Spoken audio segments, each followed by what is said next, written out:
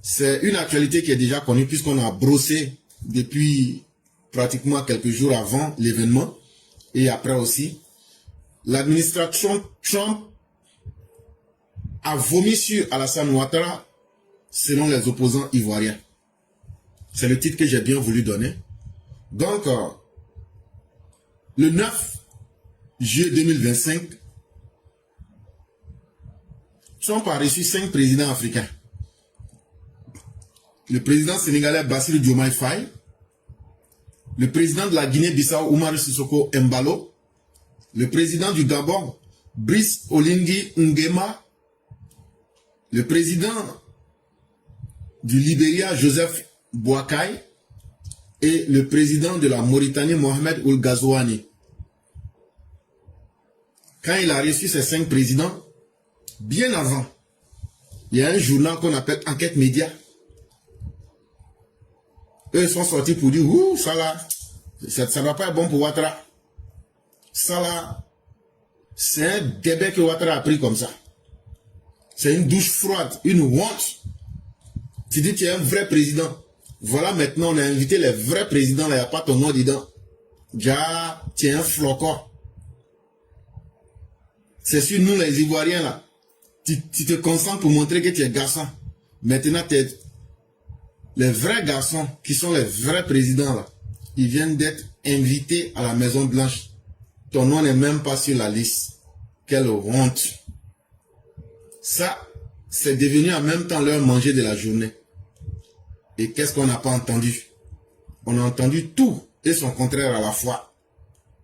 Mais ce qui est quand même étonnant, c'est que notre opposition est le portrait craché de ce qu'on appelle même l'échec humain, la déchéance humaine. C'est ça, notre opposition aujourd'hui. En fait, c'est de la sorcellerie à l'état pur.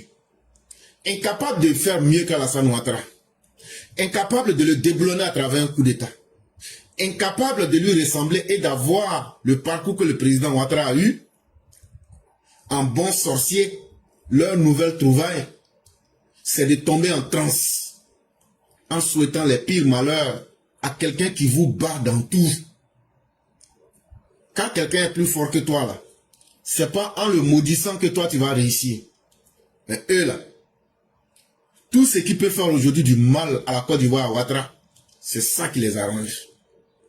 Donc selon eux, les 5 présidents que j'ai cités, Diomaye Faye, Oumarou Sissoko, Oligui Nguema, Joseph Boakai et Mohamed Ould Ghazouani, subitement sont devenus les meilleurs présidents de l'Afrique parce qu'ils ont été invités par Donald Trump.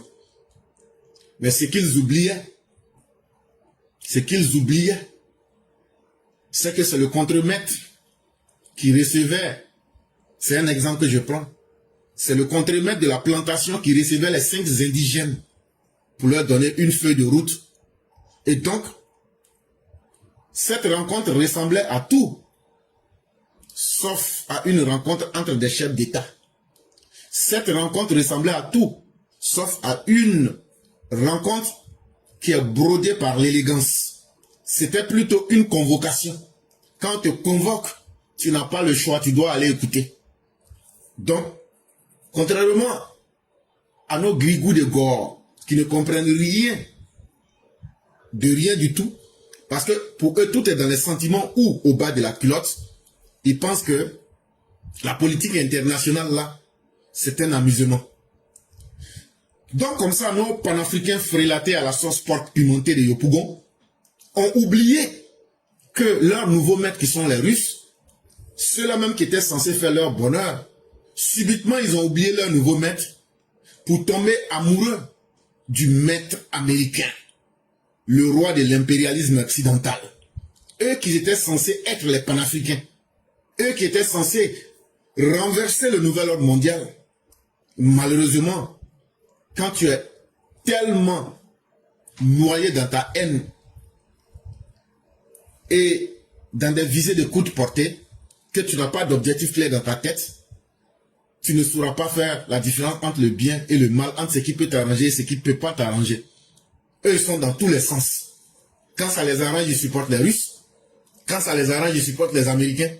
Ils n'ont aucune... Est-ce que vous m'avez une fois vu ici dans ma bouche dire que je soutiens les Russes? Jamais.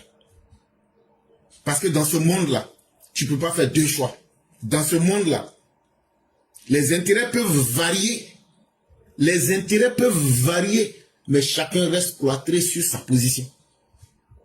Les Russes, là, ils vont être bons comme en commandant. Nous autres, on ne peut pas les soutenir. Parce que, on vous donne un exemple qui est clair. Montrez-moi un seul pays sur la planète Terre que les Russes ont aidé à développer.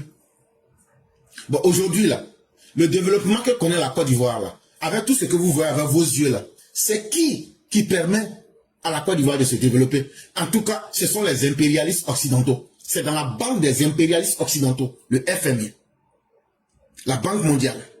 Et c'est sur le système international et le système monétaire international, c'est-à-dire le système de l'impérialisme occidental, même les Russes sont obligés de se soumettre.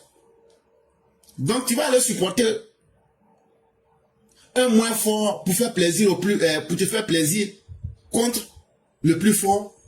Mais c'est ça aussi les Gors. Comme je le dis là, leurs cerveaux sont frelatés à la sauce pimentée, à la sauce propre pimentée.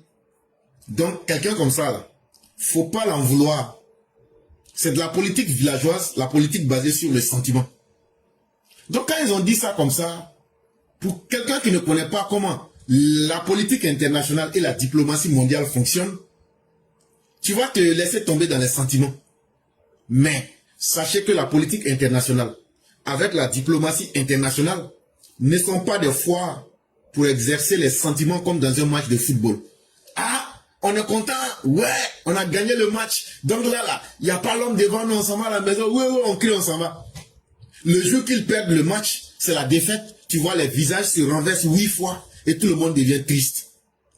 La politique internationale et la diplomatie internationale n'obéissent pas aux sentiments. C'est un terrain qui est fait pour les gens qui sont hautement intelligents et efficaces. Et il n'y en a pas parmi vous les opposants. Ne serait-ce qu'à voir même comment vous vous comportez, sans programme, sans projet. Ça veut dire, un jour, si quelqu'un parmi vous devient président, là, c'est avec vos sentiments, ah, j'aime tel, je n'aime pas tel, que vous allez conduire le pays, devant des Occidentaux, devant les Russes, devant les impérialistes occidentaux. Donc, ça veut dire que vous allez nous amener dans les poubelles. Il faut un homme hautement intelligent et efficace comme le président Ouattara, qui sait comment défendre les intérêts de son pays et qui sait avec qui négocier et qui, avec le temps, négocie en imposant les termes de la négociation. Est-ce que c'est pas le président Ouattara aujourd'hui qui dit « j'ai fait des levées de fonds en France CFA » depuis que vous êtes sur la planète Terre, vous avez vu ça? Est-ce que c'est pas le président Ouattara qui a appelé Eni pour venir faire les découvertes de gaz et autres et de pétrole? Est-ce que c'est pas le président Ouattara qui a appelé la société australienne pour venir découvrir les ors et autres? Donc quand tu appelles quelqu'un là, c'est toi qui lui donnes tes ordres. Et c'est ce que justement Donald Trump a fait le 9 juillet 2025 entre lui et le Sénégal et les différents présidents là. Il les a appelés, il les a convoqués comme de la manière on convoque quelqu'un à la police. Quand on te convoque là, est-ce que tu peux dire tu vas pas? Tu veux ou tu veux pas, tu vas aller au moment, on va te tirer pour t'envoyer là-bas. Donc il n'avait pas le choix. La seule chose qui les arrange, c'est que simplement on dit, il y a titre de président derrière eux, mais c'était une convocation. Et quand ils sont arrivés là-bas, je vais malheureusement, vous les Gors, je vais malheureusement vous couper votre force joie en vous disant ce qui s'est réellement passé le 9 juillet 2025 entre le président Trump et les 5 présidents africains. La première chose que je vais vous dire et que vous pouvez vérifier là, la première chose que je vais vous dire, ces présidents-là, peut-être que vous allez dire que je suis un extrémiste Ouattara, je dis les choses parce que ça me plaît. Je ne suis pas là pour défendre le président Ouattara. Je suis là pour convoquer les faits, la réalité. Est-ce que vous avez vu un de ces présidents, après cette rencontre-là, faire une interview? Ça, c'est la première leçon. Est-ce que vous avez vu un de ces présidents faire une interview? C'est la première chose qui devrait vous dire que les choses ne se sont pas passées comme vous voulez. Sinon, eux-mêmes là, ils allaient être les premiers à venir en parler. Ça a été, en vérité, un grand rendez-vous avec la honte pour ces 5 chefs d'État. Et je vais vous donner, comme ils sont 5 là, je vais vous donner 5 exemples. Le premier exemple que je vais vous donner, le 9 juillet 2025, quand ils ont rencontré M. Trump, c'est entre chefs d'État. Normalement, il doit avoir un minimum de respect. Lorsque le président mauritanien, Mohamed Ould Cheikh El Ghazouani, était en train de parler, un chef d'État en train de parler, Trump l'a recadré comme de la manière un instituteur peut gronder le dernier de la classe. Trump l'a recadré en ces termes, et au style figuré, je le dis, soyons brefs, concis, aller droit au but. Ah, il faut arrêter de parler, tu parles trop, il faut parler, si on va quitter. Ça là, ce que je dis là, voici ce que Trump a dit exactement. Au moment où le monsieur est en train de parler, il dit, soyons brefs, concis, aller droit au but. Il a coupé sec, il a recadré. Il dit, on n'a pas ton temps. Ça là, si on fait ça à un président de la République, ça s'appelle comment? Quand on recadre un président de la République comme un moins que rien, comme un dernier de la classe qui se fait rabrouer, qui se fait gronder par l'instituteur. Ça, allez lui demander comment il se sent dans sa peau. Allez demander à Mohamed Ould Cheikh El Ghazouani comment il se sent dans sa peau, le président mauritanien. Comme vous n'avez pas peur de la honte. Comme vous, votre rendez-vous préféré, c'est avec la honte. C'est ce que j'ai dit. Quand tu vois les gars te supportent là, c'est que ton tombeau là, c'est déjà crisé. Le deuxième exemple que je vais vous donner. Et ça, quand je cite les propos, je les cite au style direct. Ça veut dire tout le monde peut vérifier. Et je ne change pas. Oh, vous parlez bien anglais? Où avez-vous appris l'émerveillement de Trump devant l'accent du président libérien? Oh, you speak a good English. Tu parles du bon anglais, toi. Et regardez ça. C'est croire que c'est un chef colon qui est en train de dorloter un nègre endurci. Ce nègre-là qui cherche à ressembler à son maître. Donc, si tu n'es pas américain, tu ne peux pas parler bon anglais. C'est un chef d'État d'un pays anglophone qu'on dit ça. Les Américains même qui sont des Anglais, même la reine d'Angleterre ne peut pas dire ça. Elle ne peut pas le dire parce que elle a de la méthode, elle a de l'élégance. Bon, quand on traite un chef d'État, imaginez que le président, par exemple, c'est un exemple que je prends. Le président français dit par exemple, président Ouattara, ah ben je suis surpris que tu parles bien le français, toi. Eh ben où tu as appris le français? Comment vous, les militants de Ouattara, vous allez vous sentir? Bon, c'est justement ça que a subi le président du Libéria. Ça veut dire que ses capacités intellectuelles même ne devraient pas lui permettre de parler l'anglais. Et qu'il aurait fallu que cette rencontre-là, le chef colon vienne le dorloter avec un morceau de chocolat pour lui dire, essaie de continuer à ressembler à nous les blancs. Ça là, est-ce que ça peut rendre quelqu'un fier? Et ce que je dis là, ce ne sont pas des inventions. Tu le prends, même s'il y a une virgule que j'ai changée, tu mets devant le monde entier. Le troisième exemple que je vais vous donner, ça concerne Bassirou Diomaye Faye, le président du Sénégal. Ils étaient arrêtés dans la salle. Et Trump lui dit, ah ben, qui est le plus jeune parmi vous? Les gens disent, non, c'est Diomaye Bassirou Faye. Et voici ce que Trump lui dit. Mais tu es plus âgé que ton look. Waouh! Mais en réalité, quand les Blancs te disent ça, qu'est-ce qu'ils veulent te dire? Parce que les Blancs, là, ils ont un sarcasme qui n'a pas de niveau. En réalité, ils veulent te dire que tu es mal nourri, que tu manges mal. Donc que tu es pauvre. Lui, il a eu sa part de dose. On dit, mais c'est toi le plus jeune, mais tu as l'impression, on a l'impression, tu es âgé que ton look. Et le président Trump utilise ça comme s'il était impressionné. C'est-à-dire que la misère même du président sénégalais l'impressionne. Mais c'est en fait la foire aux stéréotypes pour rabaisser le nègre. Le nègre qui n'arrive pas à manger comme le nègre de Suriname, qui n'arrive même pas à se nourrir correctement, à tel point même que son corps est plus vieux alors qu'il est dans un corps de jeune homme. Et ça a été ce qui a été servi au président sénégalais.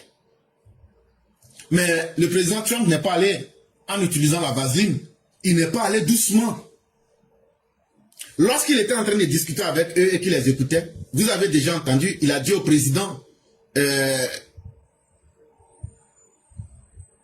c'était le président de quel pays là? Je crois que c'était le président à celui à qui il a dit d'aller plus vite, qui n'ont pas le temps là. Le président mauritanien, il a dit soyez bref, concis et allez droit au but. Mais lorsqu'il a pris la parole, il est allé sans la vaseline. Il leur a dit ceci. Centrez vos messages sur la richesse minière de vos pays. Il dit, tout ce que vous êtes en train de faire là, c'est que je vous avais dit avant la rencontre là. Il allait droit au but. Il dit, je n'ai pas le temps à tout ça. Il y a quoi dans les sous-sols de vos pays? Allons droit au but. Parce que désormais, ce sera la diplomatie basée sur les principes transactionnels. Le mot transactionnel, ça veut dire commerce. C'est ce que moi j'appelais ici, j'utilisais mes propres mots en appelant ça, comment j'appelais ça déjà la même là? Le mercantilisme. C'est la même chose. Il dit, désormais là, la diplomatie entre nous là, ça va obéir à un seul principe. Le principe que on va vous donner le développement que vous voulez en s'intéressant aux minéraux que vos pays, que sont le Libéria, la Mauritanie, la Guinée, le Sénégal et le Gabon possèdent. C'est tout. Si vous voulez qu'on vous aide, il n'y aura plus de l'aide au développement. Maintenant, ça sera du tonnant-tonnant. Donc là, offrez-nous ce que vous avez dans vos sous-sols. Et nous allons vous donner le développement que vous voulez. Mais on ne va plus prendre de l'argent gratuit pour vous donner. Et cinquième exemple, même quand on dit tu es bête là, même si vous ne voulez pas accepter ce que j'ai dit parce que ça ne vous plaît pas là, la photo de famille, tout le monde l'a vu. On a vu Trump qui est assis et les présidents africains qui sont debout autour de lui, à gauche et à droite. Et moi, qu'est-ce que l'impression que ça m'a donné? C'est comme des employés qui travaillent dans l'usine et pour la première fois, ils ont eu la chance de rentrer dans le bureau du directeur de l'usine et ils ont même eu le privilège de prendre une photo avec le directeur de l'usine dans son bureau. Et voici ce que la scène projetait. Et vous pensez que vous, les partisans de Ouattara, si le président Ouattara était allé pour aller subir une telle humiliation, est-ce que vous auriez été heureux? Ou bien le fait même qu'il n'ait pas été invité, qu'est-ce qui est mieux? Je vous pose la question et que chacun se donne la réponse qu'il veut. En réalité, le président Ouattara, c'est nous on s'amuse parce que quand il y a un bonheur là, quand il gagne facilement là, tu penses que ce n'est rien. Le président Ouattara là, sur la scène internationale là, ce n'est pas un figurant. Le président Ouattara là, ce n'est pas un adepte de la médiocrité. Le président Ouattara ne va pas aux rencontres internationales en tant qu'un simple invité de salon. Il ne va pas en tant qu'un figurant. Quand il va là, ce qu'il a dans sa tête là, c'est ça qu'il va utiliser. Il se fait respecter pour ce qu'il est. Avant d'aller dans chaque rencontre là, les gens prennent le soin de dire que c'est l'ancien directeur adjoint du FMI. Les gens prennent le temps de dire que c'est quelqu'un qui est un membre honoraire du FMI à vie. On prend le temps de dire ce que l'homme vaut. Et donc on ne l'utilise pas en tant qu'un figurant dans des salons à qui on donne des convocations. Ouattara là, le président là, c'est lui qui prend ses décisions. Je n'ai pas dit qu'il est le plus puissant du monde. Si je dis ça là, je mens. Mais, quand il est en France actuellement là, c'est Macron qui l'a débattu. Non, il est libre de ses décisions. C'est un chef d'état majeur. Il y a président puis il y a président. Alassane Ouattara là, ce n'est pas quelqu'un qui est un plaisantin. C'est un des leaders les plus respectés dans ce monde. C'est un chef d'État redouté. Et c'est quelqu'un qui est courtisé. Et vous-même regardez les palais diplomatiques et les défilés de votre personnalité. Depuis que la Côte d'Ivoire existe, je vous donne les 3 dernières semaines. Je dis bien les 3 dernières semaines parce que quand tu parles, il faut dire ce que les gens connaissent et peuvent se souvenir facilement. Je vous dis, prenez les 3 dernières semaines. Regardez les enchaînements de personnes qui vont en Côte d'Ivoire. Depuis que la Côte d'Ivoire est Côte d'Ivoire, est-ce que vous avez une fois vu ça? C'est parce que c'est quelqu'un qui est courtisé à cause de ce qu'il sait. C'est un chef d'État de haut calibre. Il fait partie des décideurs de ce monde-là. C'est quelqu'un, Alassane Ouattara, c'est quand on doit prendre des décisions. Lui, on l'invite et puis on dit, qu'est-ce que toi tu dis de cette décision dans le monde? Donc, il ne va pas s'associer. Il ne va pas s'asseoir sur le banc des figurants. Mais, tout ce que je vous ai dit, on n'a qu'à laisser. Mais il y a encore quelque chose dans cette réunion que beaucoup de personnes ne savent pas. La réunion du 9 juillet 2025 avec ces cinq chefs d'État là, non seulement ça a été du chantage économique sur leurs ressources naturelles, ce que je vous avais dit bien avant la rencontre, ça a été une séance d'humiliation, je vous ai donné 5 exemples. Mais ce que beaucoup ne savent pas, c'est que cette rencontre-là, comme nous le dit bien l'agence Reuters, ça a été une réunion qui fut organisée par l'administration Trump pour faire pression sur ces 5 présidents africains. Vous voyez actuellement, on attrape beaucoup de personnes aux États-Unis. Quand on attrape les gens disent par exemple, si on attrape l'éclaireur, l'éclaireur dit je suis ivoirien. On dit comme tu es ivoirien, on va t'expulser en Côte d'Ivoire. C'est un exemple que je prends. Maintenant, avant d'expulser l'éclaireur, il y a une procédure qu'on doit suivre. Il y a la voie de la justice pour voir ce que l'éclaireur a fait, pourquoi on l'expulse, et quand on va l'expulser, quelle est la décision. Donc ça prend du temps. Donc depuis que Trump est venu, depuis janvier 2025, quand il est venu là, il a dit à ceux qui l'ont supporté qu'il va expulser assez d'immigrants en situation irrégulière, comme si cela ferait le bonheur des Américains. Et donc il va rapatrier assez de personnes. Mais de janvier à juillet, ça fait 7 mois maintenant. Quand tu regardes ce que Trump a fait dire à ses partisans, et puis quand tu regardes le travail qui a été fait là, l'objectif n'est pas atteint. Donc ils ont réfléchi. Ils ont invité les présidents de ces 5 pays-là. Le Libéria, le Sénégal, la Guinée-Bissau, la Mauritanie et le Gabon. On dit bon, vous là, voilà un document. Bien avant le mercredi 9 juillet 2025, les présidents de 5 pays avaient reçu le document du département d'État. Le département d'État, là, c'est le ministère des Affaires étrangères. Ils ont été bien informés que vos pays, là, on va utiliser ça. On va transférer. Les gens qu'on va arrêter, là, Trump même vous dit que ce sont des bandits et des gens qui sont des déchets de la société américaine.